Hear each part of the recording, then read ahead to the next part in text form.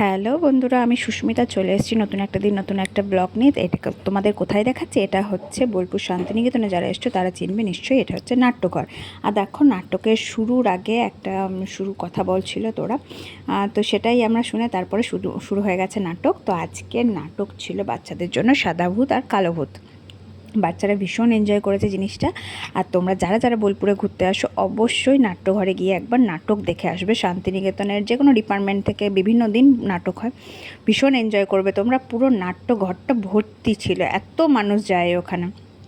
তো আমরাও ভীষণ এনজয় করছিলাম। দেখো, সাদা ভূত কালো ভূতের আগমন কিন্তু হয়ে গেছে, অনেকটাই নাটকটা এগোচ্ছিলো। আর প্রত্যেকটা বাচ্চা ভীষণ আনন্দ করছিল এই ভূতেদের দেখে, কারণ জানো সব বাচ্চারাই ভূতেদের খুব পছন্দ করে, ভূত তাদের খুব ভীষণ ফেভারিট হয়।